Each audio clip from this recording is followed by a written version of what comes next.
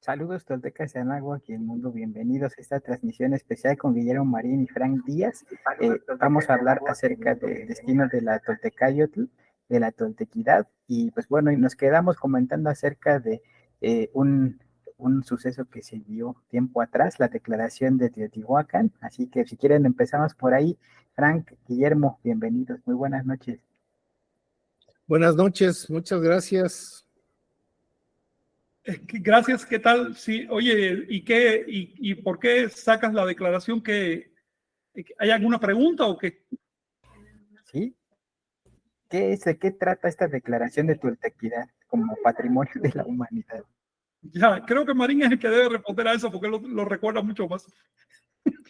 Sí, bueno, fue una iniciativa que comenzó, pues creo que en el 2007, algo así, en la que muchas personas, bueno, algunas personas estábamos trabajando, algunos sin conocernos.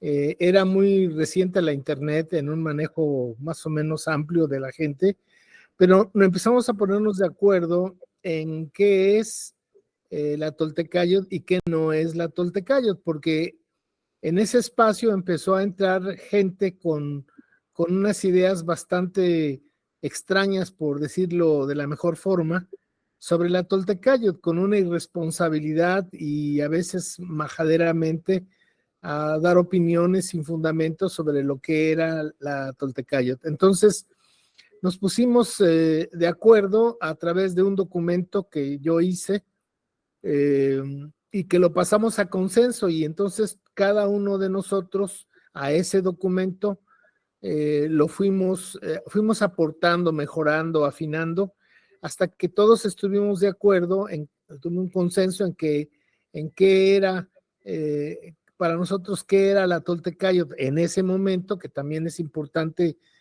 precisar en tiempo, y qué no era la Toltecayot, en virtud de toda esa avalancha de pues, oportunistas que estaban ya haciendo misas y rituales sobre la Toltecayot y dando discursos que en algunos casos pues eran hasta pues majaderos, pienso yo.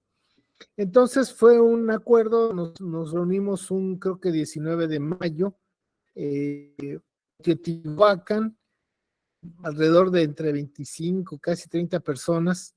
Algunos no nos conocíamos, y hubo exposición, algunos hicimos algunos comentarios, unas pláticas, hubo un temazcal, y bueno, fue un encuentro muy interesante y un inicio de algo que creo que es importante seguir desarrollando en virtud de que los que tenemos muchos años trabajando la Toltecayot y que tenemos pues una trayectoria en esto, que no estamos desde hace un año o desde la semana pasada en este asunto, pues creo que necesitamos darle seriedad a esto que es la Toltecayot. De eso más o menos recuerdo, no sé tú qué recuerdes, Frank.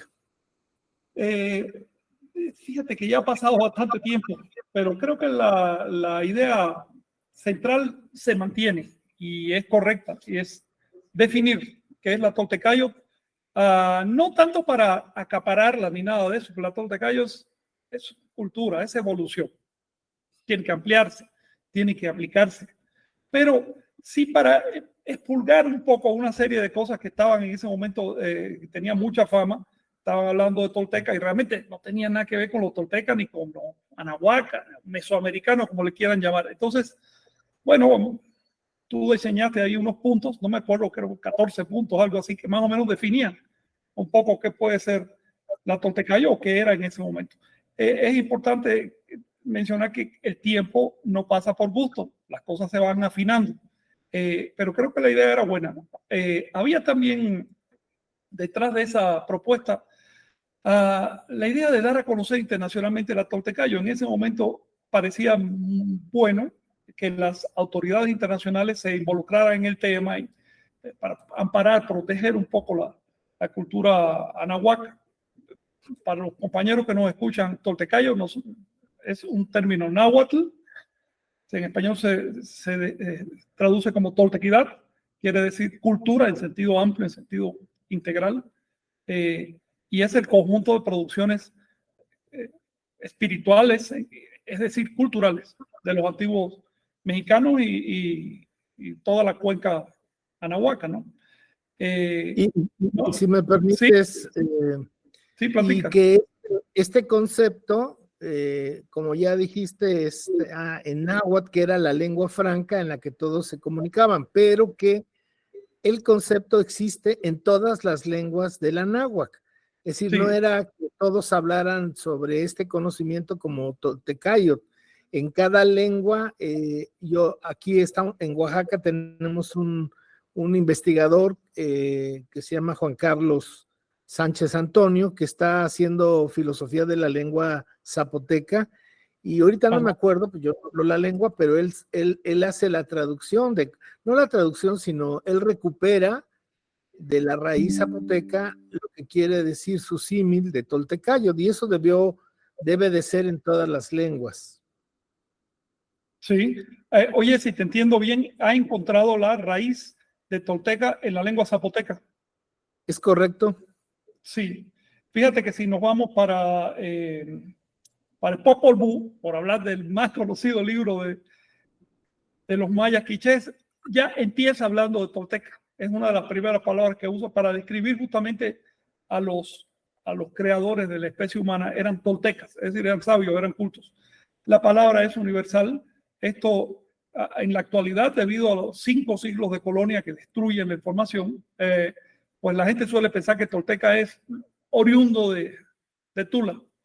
Y algunas personas, de hecho, saben que no, que la tolteca era general, pero aún así lo vinculan con el área náhuatl. No, la raíz tol es de toda Mesoamérica, incluso de más allá. Aparece en toda América, siempre vinculada a temas relativos a la cultura. Y un tolteca era simplemente una persona culta. Los náhuatl le llaman toltecayo, ya eso sí es una palabra náhuatl. Pero bueno, en una lengua hay que expresarlo. Y el náhuatl clásico era en aquel momento como decir el inglés de hoy. Era la lengua que todo el mundo entendía, ¿no? No hay que agarrar resentimientos étnicos ni quedarse atado a lo local. Por supuesto que los antiguos mexicanos, a ver, hay alguien que no le gusta el concepto. Bueno, los anahuacas tenían una imagen general de sí mismos, una identidad general, además de las identidades particulares, y tenían conceptos para expresar esa identidad general. Así que eso fue una buena iniciativa a mi juicio, aunque creo que si se va a desarrollar hay que meditarla mucho, porque claro, no es fácil definir la toltecayo. ¿Sí?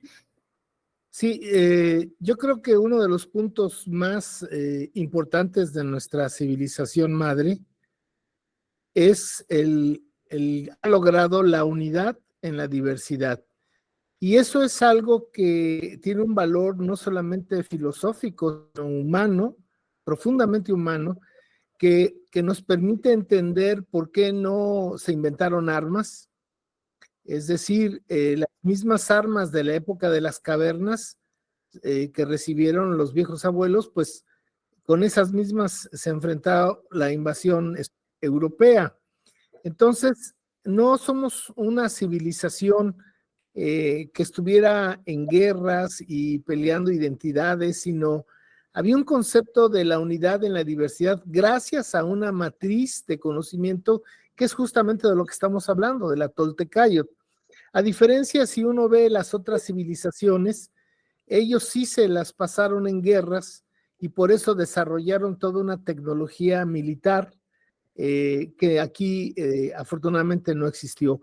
La unidad en la diversidad es un gran logro civilizatorio y desde nuestro humilde punto de vista creemos, de ello estamos seguros, de que es una sola civilización desde Canadá hasta la Tierra del Fuego, gracias justamente a esto, ¿no? Que permite que el otro sea, aunque exista, a pesar de que sea diferente a uno, ¿no? Y eso permitió un florecimiento cultural en todo el continente.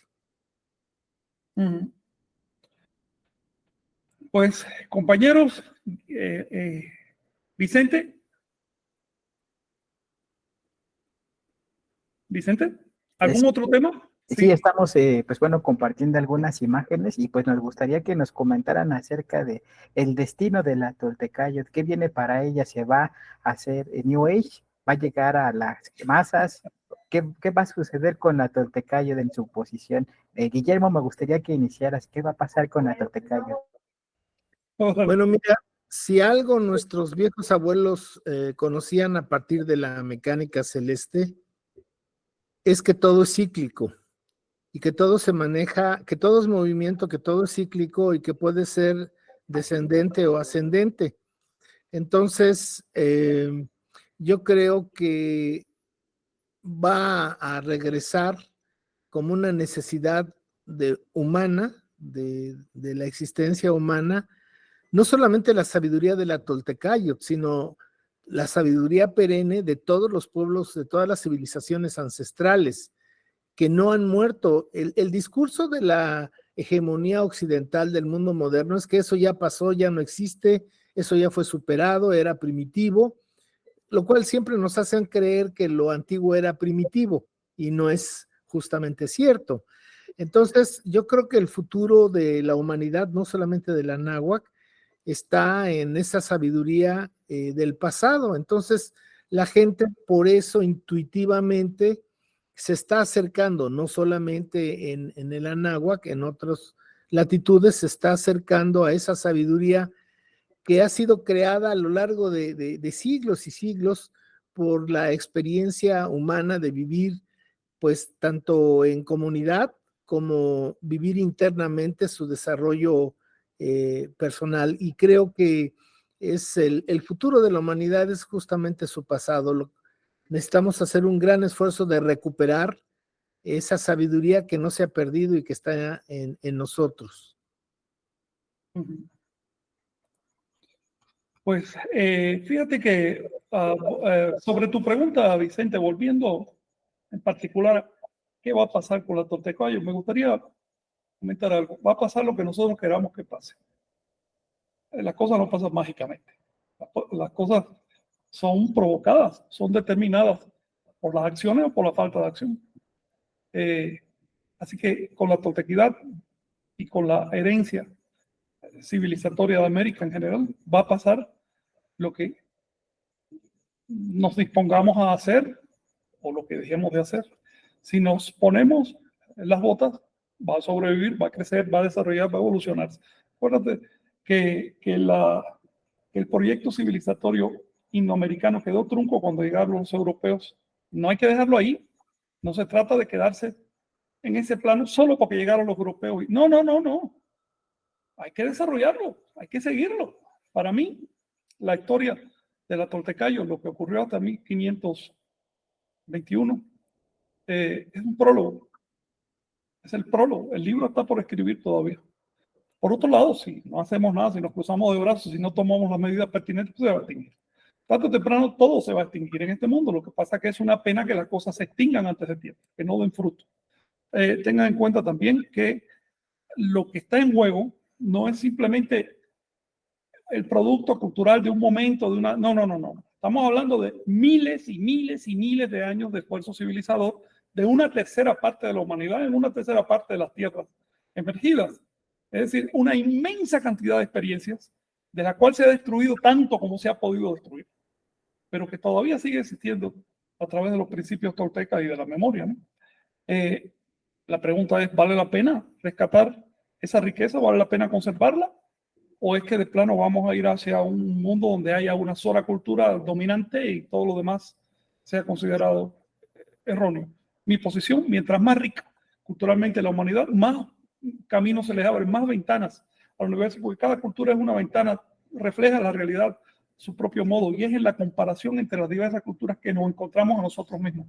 Creo que ese es el cometido de la Toltecayo, y para mí se trata de un deber. Hay que protegerla, hay que desarrollarla. Y pues es una cosmovisión de una cultura madre que se perdió, ¿no? ¿Qué nos podrían decir de esas culturas madres, en este caso, Anáhuac y Tahuantinsuyo? Bueno, como decía hace rato, yo pienso que es una sola. Bástenos con un sentido crítico y analítico y descolonizado. Comenzar, por ejemplo, por la arquitectura, ¿no? Y podemos ver grandes similitudes entre, por ejemplo, Chavín de Huántar y sus cabezas, y las cabezas olmecas, y en fin, podríamos seguir, pero arquitectónicamente también podemos ver que hay una gran similitud, por ejemplo, Tiahuanaco con Teotihuacán. Entonces, y hoy bueno, y la iconografía también, ¿no? La cruz chacana que está en Sudamérica, pues aquí la tenemos también como la cruz de Quetzalcóatl. Y claro, es una sola civilización, pero tiene muchas culturas diferentes en tiempo y en espacio, tanto en el norte del continente como en el sur del continente, como también en el periodo preclásico, en el clásico, en el posclásico, en la actualidad, ¿no? Es una civilización viva. Lo más terrible es que nosotros veamos o pensamos o nos hacen creer que nuestra civilización ya no existe, que es extinta. Y eso es lo que nos impide vernos. El doctor Bonfil Batalla, por eso inventa este concepto del México imaginario y el México profundo. Entonces, el México profundo tiene miles de años, 10,000 años mínimo, y el México imaginario apenas tiene 199 años. Entonces, esa similitud que hay en nuestros pueblos, no solamente en la parte arqueológica, iconográfica, sino como pueblo, la similitud que existe entre los anahuacas del sur y los anahuacas del norte. Por eso yo he bautizado al continente para no aceptar el nombre de América, que es impuesto, como en el sur le llaman Abyayala y en el norte le llamamos Anáhuac, pues entonces yo hice el concepto de Abyanáhuac. Y es un acto de rebeldía intelectual que no solamente es cambiar el nombre, sino es cambiar la concepción mental, cosmogónica de lo que somos. Entonces, cuando los europeos llegan, no nos descubren en nuestra identidad, nos subsumen en su mundo conocido y entonces nos dicen que somos indios, ¿no? Entonces jamás nos han conocido, ni les ha interesado conocerlos. Es más, hay una iniciativa por destruir todo lo que somos, todo lo que fuimos, y eso no es del pasado, eso es una iniciativa que comenzó por el Vaticano y la reina de Castilla y el rey de Aragón, pero que hoy, por ejemplo, el INAH tiene esa actitud. Por ejemplo, cuando están hablando ahora del monstruo de la tierra, ¿no? Esa maravilla olmeca que nos entregó el gobierno de los Estados Unidos. No es que nosotros hayamos iniciado un trabajo legislativo y jurídico para que nos devuelvan nuestro patrimonio, no. Eso nació en Estados Unidos en base a sus propias fuerzas de leyes y política. Y bueno, decidieron entregarnos esta pieza que es maravillosa, pero fíjense el nombre, el monstruo de la tierra. Entonces, nos nombramos, y quiero decir de una visión nosotros mismos, ¿por qué le decimos el monstruo? ¿Quién decide ese tipo de cosas? Es como dicen el rey poeta Netzahualcóyotl. Pues Netzahualcóyotl no fue ni rey ni fue poeta, ¿no? O la princesa Donají, pues aquí no hubo princesas. Entonces, todas estas cosas son un tsunami de ideología eurocéntrica que nosotros mansamente aceptamos.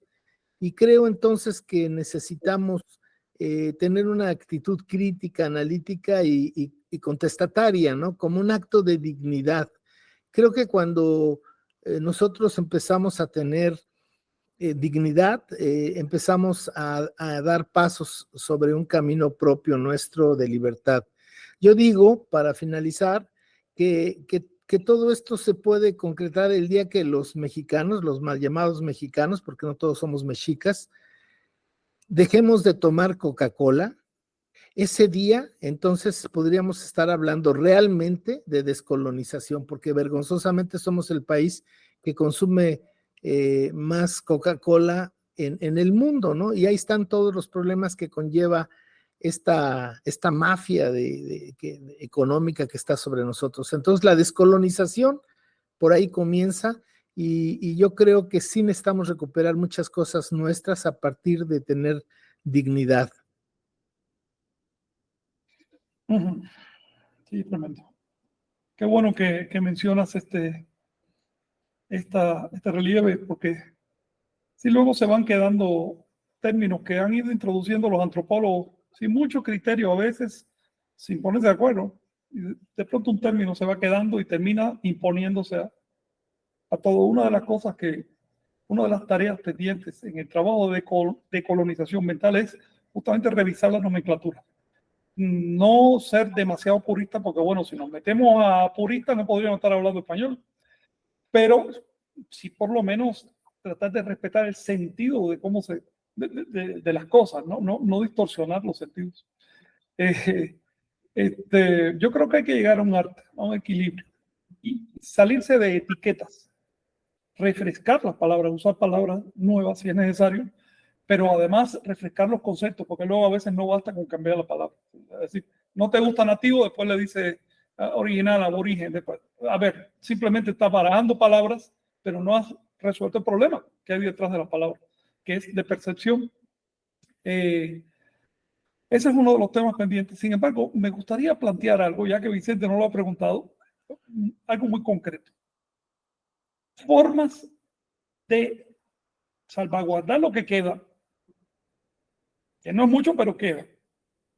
Impedir que se siga destruyendo, primero. Y formas de desarrollar eso que queda, generar producciones auténticas a partir de las raíces. Pero primero salvaguardar lo que queda. Y la pregunta es sobre este tema. Yo calculo que el avance evangélico sobre Latinoamérica, en particular en México, cuando digo evangélico me refiero a neoprotestantes, fundamentalistas, todas estas religiones no católicas que van avanzando sobre Latinoamérica, le está costando miles de piezas al año al patrimonio. Porque lo primero que hacen estas religiones cuando una familia se convierte es revisar si tiene algún estatus o algo y lo eliminan. Si hay un documento se quema y demás. No se sabe, no se puede cuantificar esa destrucción, pero podemos tener una idea. Hace 2 siglos se hizo un inventario de códices y documentos antiguos en manos de particulares, hace 2 siglos. Y había 200,000 unidades en manos de particulares. En la actualidad se habrán descubierto unas 100, digamos, que están en museos y demás. Pon que se haya destruido la mitad, pero quedan muchos documentos en manos de particulares que se van a convertir próximamente a estas religiones que están entrando. Y estas religiones no toleran la existencia de las raíces. Las consideran algo satánico, a diferencia de los católicos que por lo menos destruyeron al principio, pero ya después se quedaron ahí. ¿Ves? ¿No? Comercian las piezas, digamos, no las destruyen. Pero estas religiones sí lo están haciendo. Entonces, ¿cómo salvaguardar lo que queda? Primero. Segundo, ¿cómo estudiarlo con veracidad, no con prejuicios, como veo que está ocurriendo ahora en las academias? Y tercero, ¿cómo hacerlo funcional? ¿Cómo desarrollarlo? ¿Cómo adaptarlo a este momento para que siga? Porque si no es funcional, la gente no lo va a asimilar. Esos son retos. Totalmente de acuerdo, Frank. Creo que pones los puntos sobre las IES y son 3 grandes avenidas que hay que transitar. Muy, muy difícil de hacerlo, pero no imposible. Yo me quedo con la idea, porque pues yo no soy investigador, yo soy simplemente un humilde promotor cultural. Y yo me quedo con la idea de que uno de los problemas graves que tiene la academia es que está muy lejos del pueblo. No solamente que está colonizada, sino además están en unos capeos de inexpugnables de que no se les puede decir absolutamente nada, ellos tienen la verdad y pues no hay más y escriben y hablan de ellos entre ellos y el pueblo está lejos de eso. Entonces yo creo que lo que necesitamos es recuperar lo propio nuestro a partir de nuestra propia experiencia de vida. Una vez que llevé al doctor Bonifaz Nuño a don Rubén Bonifaz Nuño a Monte Albán. Estábamos conversando sobre cómo yo le decía que no estaba de acuerdo en que las fuentes históricas eran totalmente tendenciosas, tanto de los de espada como los de crucifijo, y que ellos decían sus verdades y describían lo que ellos veían desde la perspectiva de la Edad Media europea. Y entonces me dijo el doctor Bonifaz Nuño que lo que yo debía de hacer era hacer a un lado esos documentos y empezar a repensar lo nuestro a partir de lo que uno puede ver y lo que uno puede sentir. Y me dijo, y aquí estamos en Monte Albán, entonces aquí no hay textos del siglo XVI, aquí está Monte Albán. Entonces, a partir de lo que tú ves y tú sientes, pues comienza a reflexionar sobre eso. Y entonces yo me regreso aquí, parto de esa idea y me regreso al punto de la pirámide de la plenitud armónica, ¿no? De tener alimentación, salud, educación y organización. Y comenzamos con el primero, la alimentación. Pues, ¿cómo recuperar eso? Pues, ahí está la comida de milpa, ahí están los frijoles, los nopales, las calabazas, los chiles, ahí están en el mercado, no están en Aurrerá o estas tiendas Coppel, sino está ahí en nuestros mercados, en nuestros tianguis, y necesitamos volver a comer como nosotros comimos durante milenios. Necesitamos desintoxicar el cuerpo y el espíritu a partir de la alimentación, porque es a través de la boca como nos están colonizando desde hace 100 años con todos estos productos químicos que nos están envenenando. Entonces yo creo que un camino pues es eso, recuperar nuestra comida ancestral.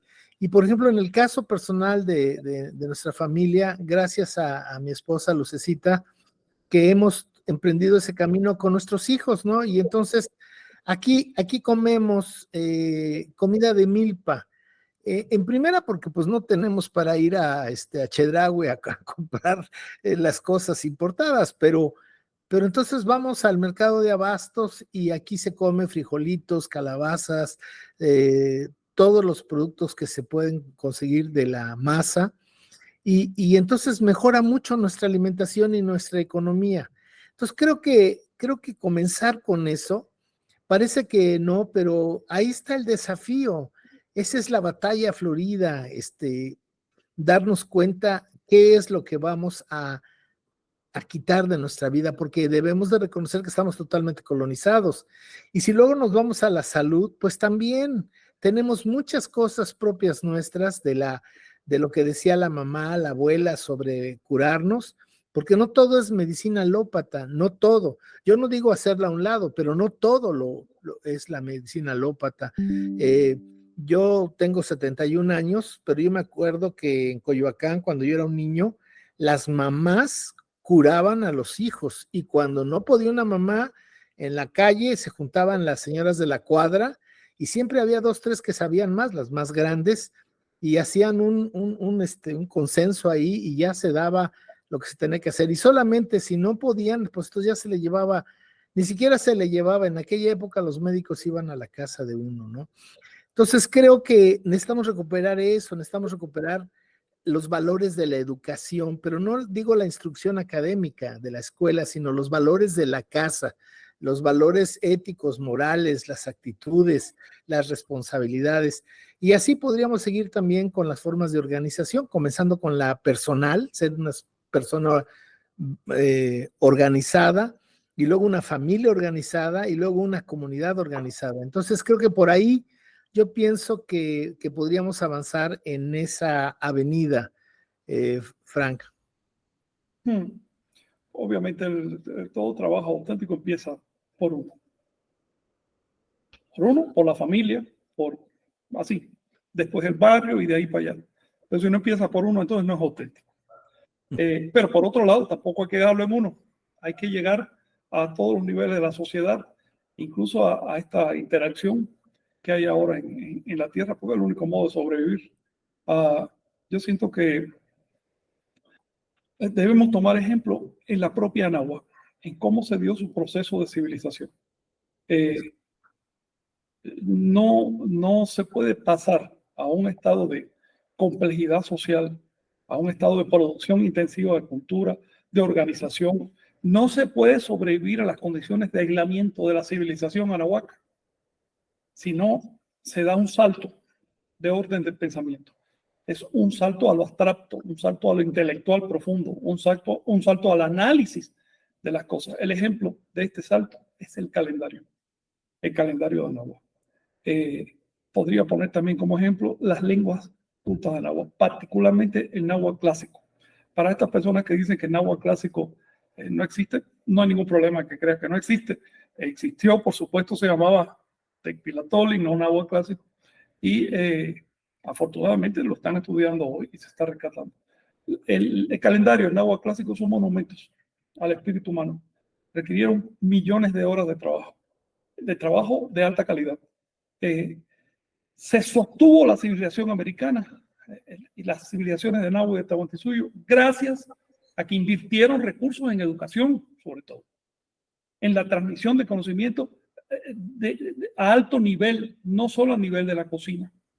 La diferencia que hay entre esa transmisión que se da entre padres, hijos de manera espontánea, natural, y la que se da entre instituciones educativas bien sostenidas y el pueblo, es la misma diferencia que hay entre los dominados y los dominantes. En este momento hay una cultura cristiana que se impone sobre los restos de la cultura nahuaca. ¿Por qué? Porque le dedica recursos, tiene sus legalidades, tiene sus formas. Les voy a poner un ejemplo de cómo funciona esto. El 100% de los hijos de hispanohablantes hablan español, pero solo el 2% de los hijos de nahuablantes o mayablantes hablan sus respectivas lenguas. Por un lado, 100%, por el otro lado, 2%. Por un lado, ese 100% manda a sus hijos a la escuela y tú estás verificando que el maestro sepa español y que no sea muy improvisado. El sistema lo examina. Pero este 2% de hijos de nativos les basta con que puedan pedir una tortilla, o ya con eso hablan la lengua y así se clasifican en el censo. Necesitamos recuperar las instituciones que le dieron calidad, que le dieron carácter de civilización a los anahuacas. Hay que devolver a Anáhuac, hay que devolverle las escuelas que le fueron arrebatadas. Y hay que devolver a Anáhuac a las escuelas. Es decir, Anáhuac debe ser materia de estudio en las escuelas. Y de estudio real, no de estudio tendencioso. Hay otro tema que a mí me tiene, en estos días me ha afectado. Me ha afectado bastante. Y es la escalada que estoy viendo. A ver, te lo voy a decir claramente. Antiguos mexicanos, salvajes, caníbales y sacrificadores. Esa es la santísima trinidad de la moderna antropología, de la antropología oficialista. Para los antropólogos que dicen que no hay antropología, bueno, hay una antropología oficialista y ¿cómo se sabe? Es la que publica, es la que aparece en las portadas, es la que da la voz oficial, es aquella a la que se le consulta, a donde vienen los periodistas. Hay otra antropología bastante marginada, que casi nadie la menciona, que también está trabajando, solo que no se adapta a los cuentos oficiales. Y yo percibo que la antropología oficial está derivando. En este momento, si no escribes una tesis sobre sacrificios humanos, no te aprueban la tesis, como si es lo único que hubiera habido en Anáhuac. Pero si dices claramente, señores, el problema no son los sacrificios humanos, el problema es que no me han dado pruebas de que la religión anahuaca los pida. No estoy negando los hechos, estoy buscando un motivo para esos hechos y no me han dado las pruebas. Simplemente no entienden la pregunta, no entienden el concepto y se cierran. Además, he notado una cosa, incluso desde los altos niveles académicos, se cierran a través de epítetos. Todo el que no coincida con esta versión oficial, su negacionista, esto, lo otro, tiene un montón de sobrenombres, ¿no? Lo cual indica que están asumiendo el tema desde un punto de vista emocional, no intelectual. Porque si tú eres intelectual, tú vas por razones. Pero si tú te dedicas a satanizar a los demás de antemano para que nadie los pueda escuchar, eso ya es una posición ideológica, emocional, que tira más para religión que para ciencia. Yo estoy viendo eso con preocupación. De hecho, me acabo de enterar de una persona que no le querían aprobar su tesis porque no trataba de sacrificio humano. ¿A dónde va a llegar este asunto? No quiero hablar ahora del tema de sacrificio porque exige demasiadas pruebas y demás. Quiero hablar del sesgo que va tomando la academia, y es un sesgo que, por supuesto, afecta la percepción que tienen los anahuacas de sí mismos, por lo tanto, afecta el desarrollo de Anáhuac, afecta el futuro de Anáhuac. Nadie quiere cargar con una vergüenza. Y sin embargo, Frank, que los 10 siglos de Edad Media están plagados de registros de estas matanzas, estos sacrificios religiosos que hacían los europeos en las plazas públicas por la Santa Inquisición, y que les llamaban autos de fe, quemar vivas a las personas en las plazas. No eran sacrificios humanos según su visión, eran autos de fe. Y una cosa interesante es que no crean que quemaban a 5 o 10 personas amarradas a un poste y les ponían leña y ya, ¿no? No, era como los toros, quemaban a 40, 50 personas y uno por uno, y era fiesta, había vendimia, era un circo, pues, del circo romano al circo de la Edad Media. Eso sí está totalmente comprobado, registrado, y nadie dice nada. Entonces, yo creo que sí nos hace falta también ver la otra parte, ¿no? El problema es que solamente mansamente hemos aprendido a pensar y repetimos lo que desde Hernán Cortés hasta Enrique Krauser siguen diciendo sobre lo propio nuestro, ¿no? Pero pues tenemos que mantener esta actitud crítica, analítica y confrontativa, porque pues sí, siempre de llevarles la contra a estas grandes vacas sagradas, pues es difícil. En mi caso, Frank, yo como no soy académico y me tienen sin cuidado las academias y los títulos y todo eso, yo escribo lo que pienso, no tengo que, mis trabajos no son académicos, yo no ando citando y no necesito tratar de demostrar, comprobar y hacer que la gente crea en mí por mi eficiencia de investigación. Yo cito lo que mi corazón y mi lógica me dice, y quien quiera escuchar, quien quiera leer, pues adelante, y quien me mande al carajo, pues también tiene razón, ¿no? Porque, pues, ¿por qué tomar lo que yo digo? Entonces, creo que esta es una actitud que por mi parte he llevado. A mí no me gusta confrontarme con nadie. Todo el mundo tiene derecho de pensar como quiera.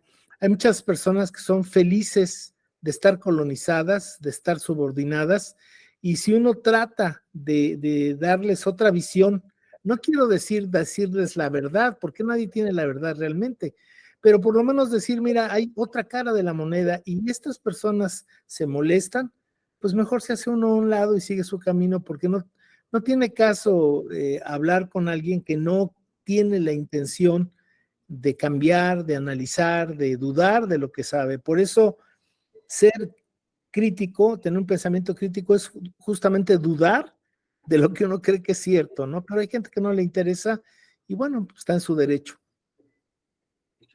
Sí, esto que mencionas del circo cristiano allá en Europa, mira, vamos a ponernos en el lugar del grupo oficialista. Que haya habido sacrificios en Europa no significa que no los haya habido en Mesoamérica, en Anáhuac. Por lo tanto, automáticamente lo que pasó allá no dice nada sobre lo que pasó aquí. ¿Cómo podemos averiguar la verdad? Mira, en estos días he estado provocando, metiéndome, estudiando, leyendo muchas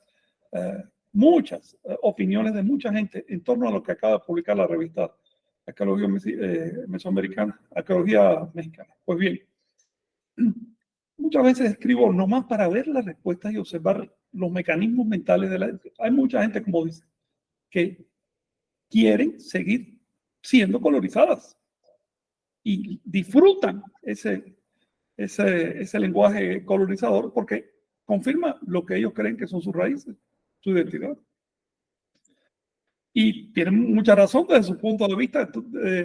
Es normal que cada cual quiera tener una identidad sólida.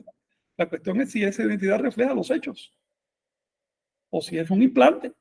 Es un implante que te han metido por algo, porque no por gusto se hacen esas manipulaciones mentales. Hay un tema que esta revista deja de lado y las academias dejan de lado, pero totalmente de lado. Un tema que no se menciona, yo creo que ni siquiera se conoce. Y es el hecho de que una tercera parte de los cronistas no fueron europeos. Y al menos una cuarta parte de las crónicas que se conservan ni siquiera eran cristianas. Eran el punto de vista de adentro, de cómo eran las cosas. Esas fuentes no se mencionan, esas fuentes no se estudian. El discurso que está conformando la mentalidad del mexicano promedio hoy, el peruano y el latinoamericano, está siendo transmitido por academias que reciben sus apoyos, reciben sus salarios del Estado criollo. El Estado criollo lo crearon los hijos de los colonizadores, no lo crearon los nativos, no lo crearon los dueños de la tierra. Tenemos que entender que estamos en un proceso histórico bastante torturado.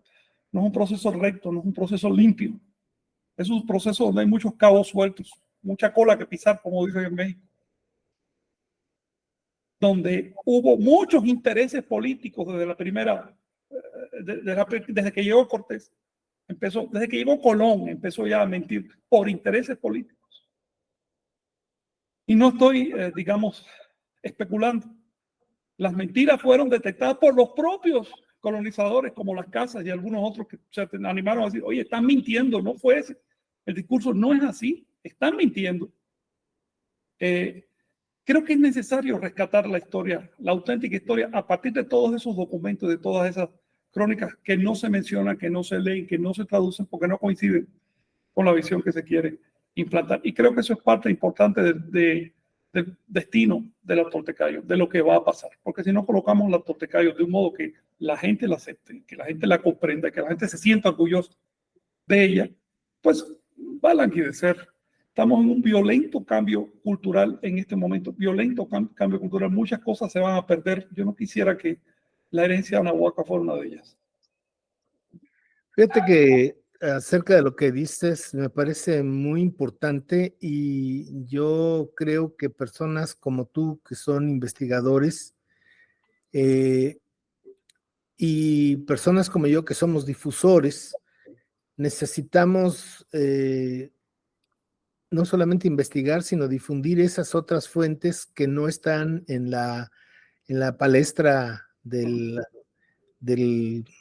pensamiento dominante criollo académico, y creo que necesitamos difundir más esto. A mí me llamó mucho la atención, yo te escuché en un video que justamente hablas sobre esto, ¿no? Y creo que sí es necesario investigarlo y difundirlo, ¿no? Porque pues hay desde la época, desde el inicio. Yo quiero recordar a Fray Antón de Montesinos, por ejemplo, que en 1511 él da un sermón en la catedral, reúne a todos los encomenderos y estaba el virrey, un hijo de Colón, y les dice, como decimos coloquialmente, les lee la cartilla y les dice que lo que están haciendo pues es cosa del demonio, ¿no? Que no es cristiano, que no es amar a Dios lo que están haciendo con los pueblos que están explotando y que están exterminando. Y fue tan fuerte esas palabras que uno de los encomenderos que estaba ahí presente se sintió tan avergonzado que renunció a todo y se regresó a la península y se metió a un monasterio y posteriormente regresó como las casas, ¿no? Como una persona religiosa que trató de defender hasta cierto punto la otra parte del asunto, que son los pueblos anahuacas invadidos y resistentes. Pero también tenemos a Gonzalo Guerrero, por ejemplo. Tenemos muchas personas, porque yo creo que no hay que ser también maniqueos en este asunto, ¿no? No se trata de quiénes son los verdaderos mexicanos y quiénes son los extranjeros o quiénes son los verdaderos hijos de la náhuatl, los indígenas puros, ¿no? Yo creo que es caer en un pantano que nada más nos hunde. No es todos esos juicios, todas esas etiquetas que nos ponemos y que le ponemos a los demás. Creo que hay gente como Las Casas o Montesinos o Gonzalo Guerrero, que pues no solamente lucharon con sus ideas, sino dieron la vida, porque hay que mencionar que a Montesinos, después de ese sermón, lo mataron los españoles, ¿no? Entonces, yo creo que necesitamos ver que hay personas que tienen otra nacionalidad, que están muy conscientes de lo que está pasando y están luchando por esto. Y también hay que reconocer que sigue habiendo caciques que hablan la lengua, que siguen la tradición y que son fieros colonizadores de sus propios pueblos.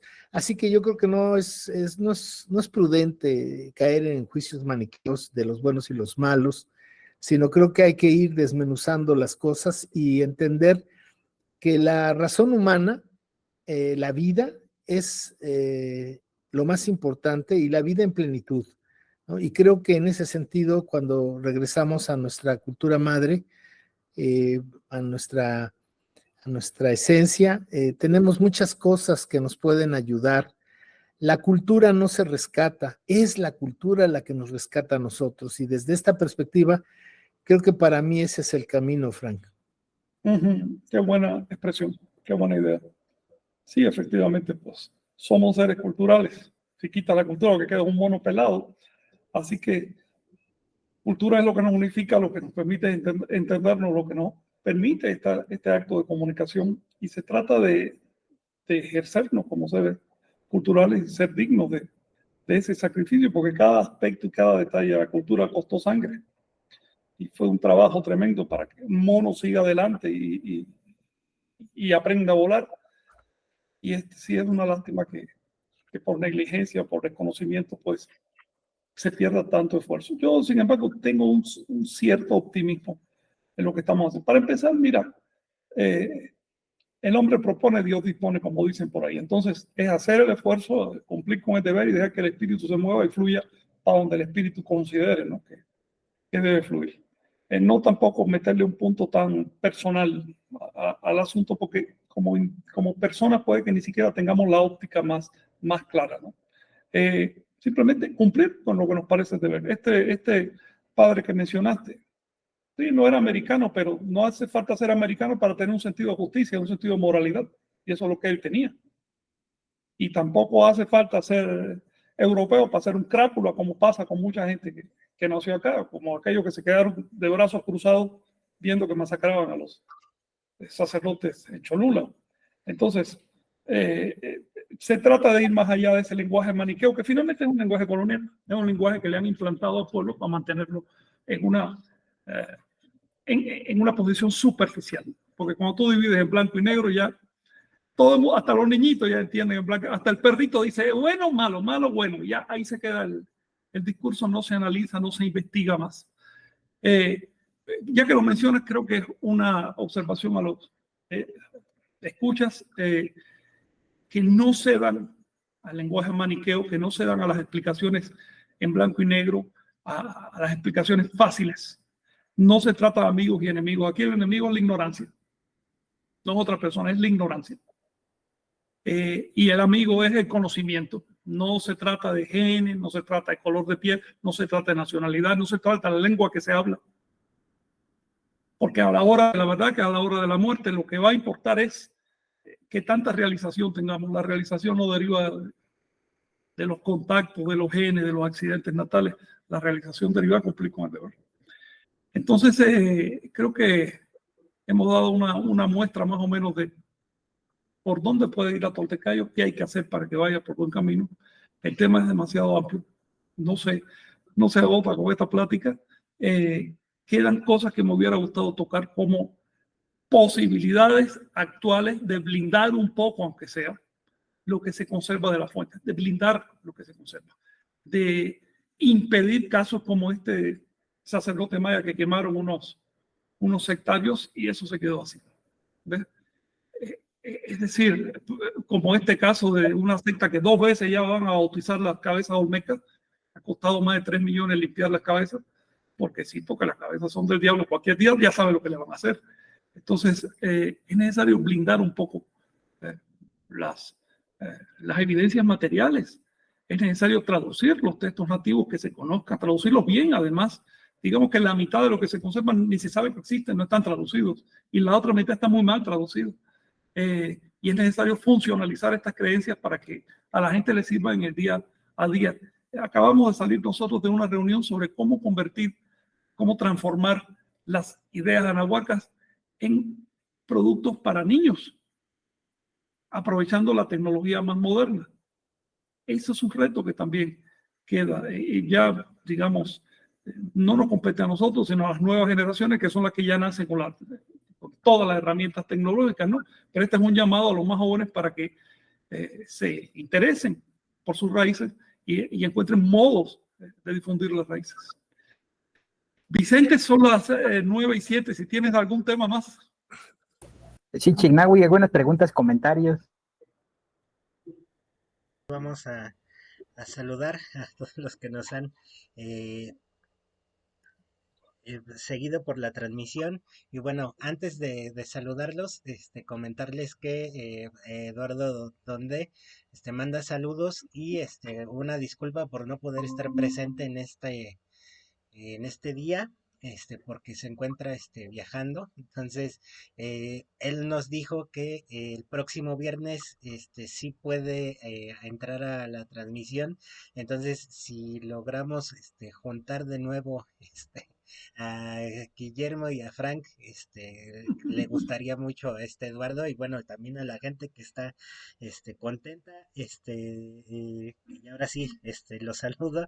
Rita Ortiz y Guerrero Eder desde Los Ángeles, Lucas Rodríguez, Martín Vázquez desde Tierras Purépechas, Adrián Ortega, Ricanflón, Noé Orozco, Tessy Roque desde Aguascalientes, José Ángel Sosa, Luna Martínez desde Boston, Joel Anaya desde Tláhuac, Nora Cacao, Adriana Faldenreich, algo así, perdón si lo pronuncié mal, Pablo Frank desde Cuautitlán, Izcalli, Juan Manuel Lugo desde la Gustavo Madero, Vicente Castro desde Guadalajara, José González desde Arlington, Texas, Ale Mauricio Lu desde Chile, Fernando Ríos en Aguascalientes, Coatlahui también anda acá, Miguel Ángel Mérida, Fabián, Gaby Ayun desde Argentina, Juan Carlos Carrillo desde Cuscatlán, Joscatán, El Salvador, Alejandro R. Díaz, que está en Chiapas. Rican Flo nos pregunta que si el documento del que hablaba el profesor Marín se puede acceder y descargar en algún lugar. No sé si lo tengas en tu página, maestro Guillermo. Sí, ahí está.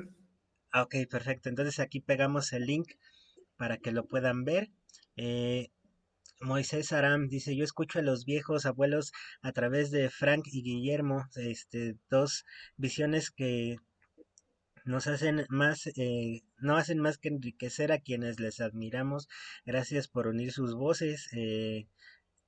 También nos comenta, por ejemplo, Pablo Franz dice, gracias maestro Marín, mucha gente toma sus comentarios como con rencor, pero lo que pasa es que en su pensar lo que su pensar no los deja ir en contra del adoctrinamiento que están implantado en sus pensamientos, por eso lo toman así, porque bueno, a veces sí hay algunos comentarios ahí en tu página, que o sea, son sin sentido, y es obviamente porque les das en el punto que les duele, que el saber que fueron engañados.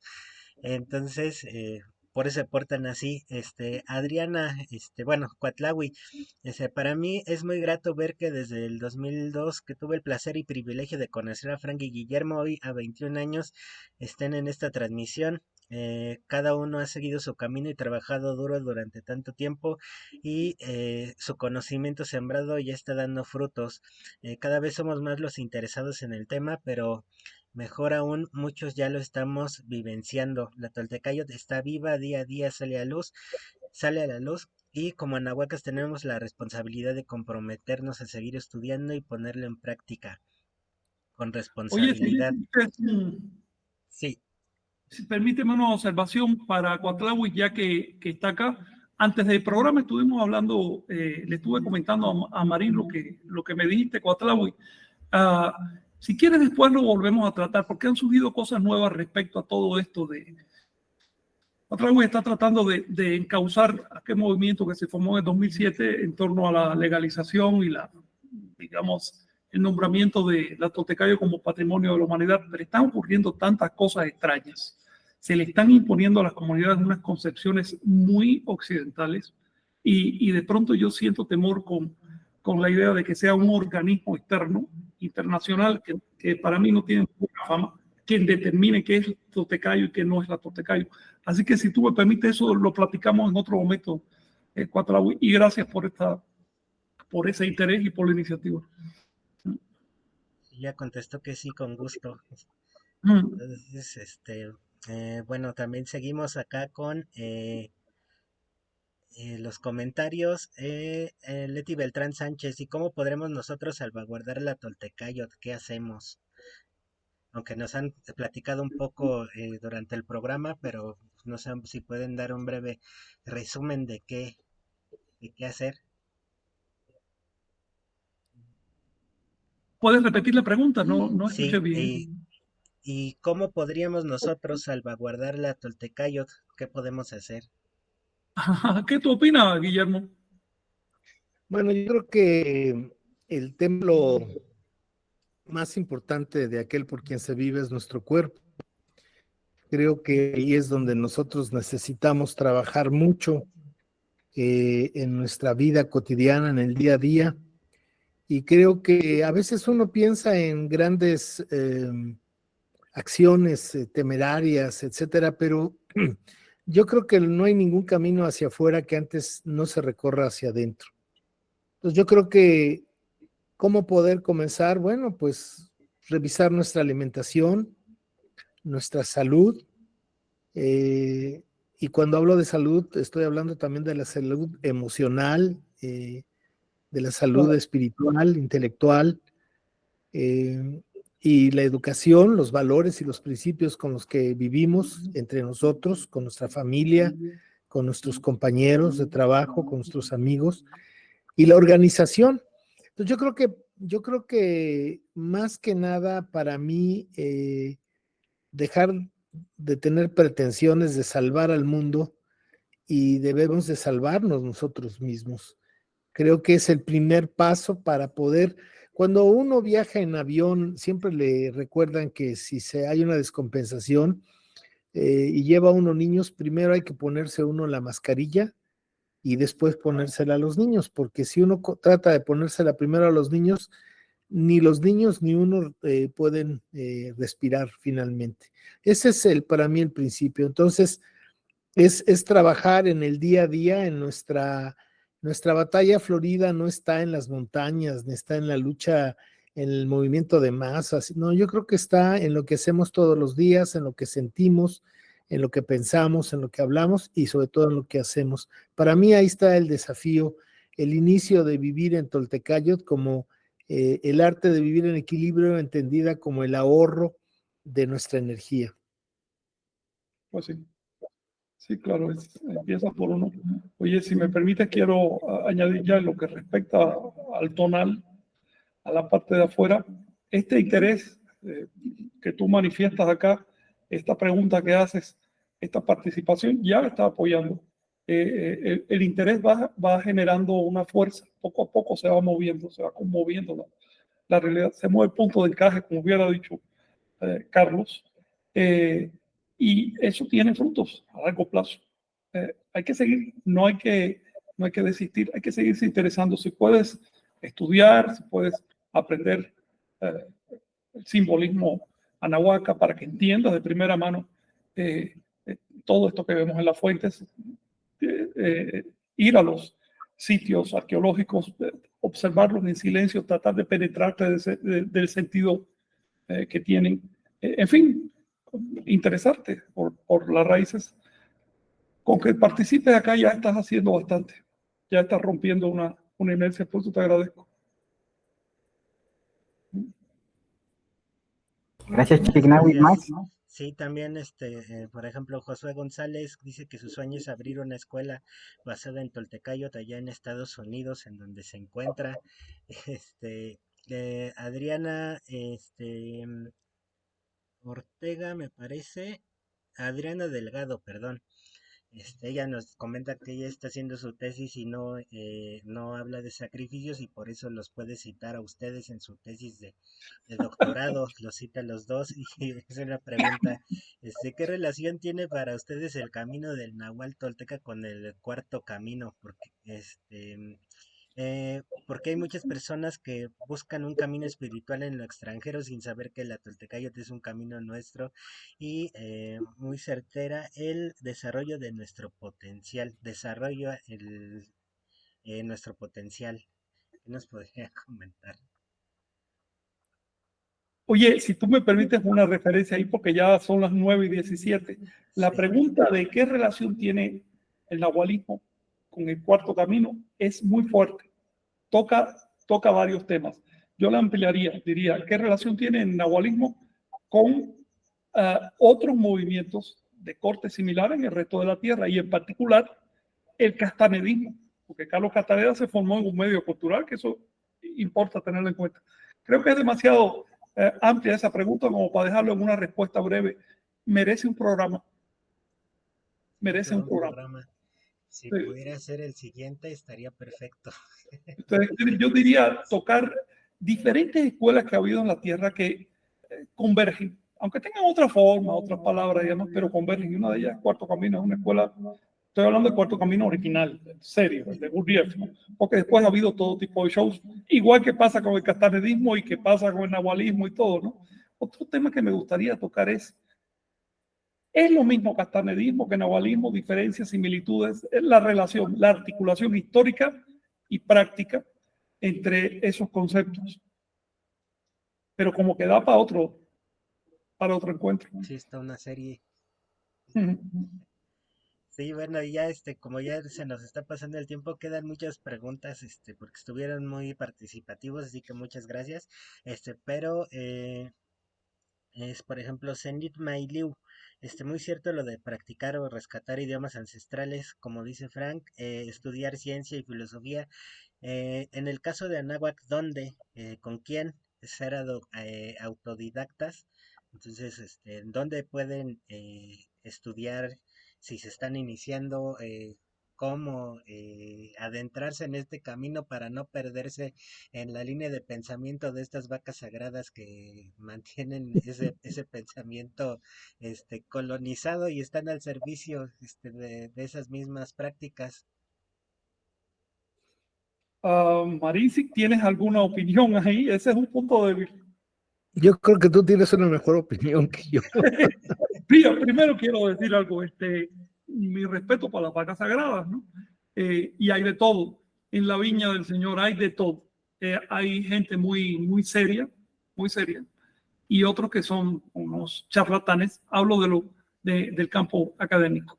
Y mi respeto para cualquiera que se interese por este asunto, no importa la opinión a la que haya llegado, ¿no?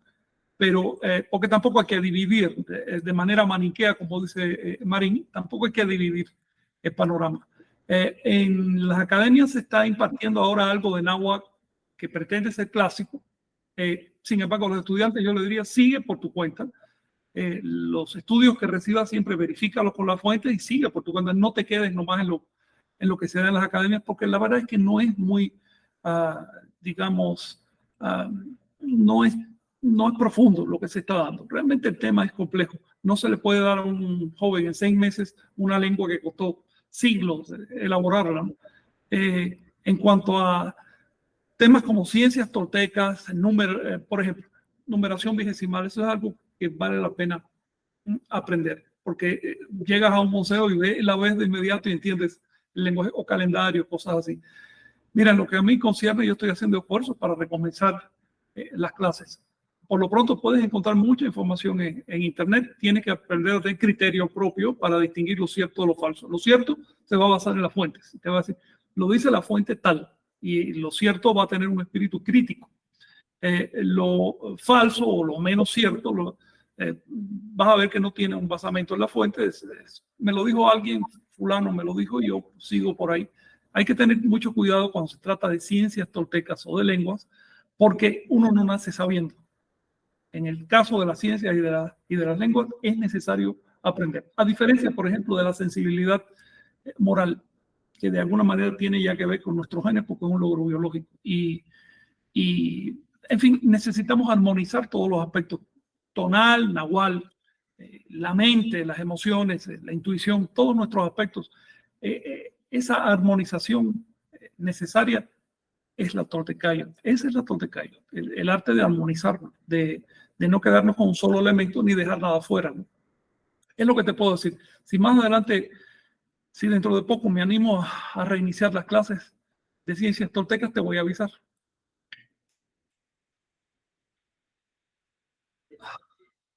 El lugar a donde pueden ir es en la página del maestro Guillermo. Ahí también hay muchos artículos y ese de él y de otros investigadores. Que De hecho, diariamente, ¿no? Están saliendo artículos. Sí. Sí, ahí puedes encontrar mucha información general. Ya para temas más especializados, la verdad, hacen falta cursos. Hacen falta cursos. Estoy animando a los compañeros que sepan temas como calendario o algo así, que se animen y den cursos. Se necesitan muchos miles de horas de cursos para poder mantener por lo menos.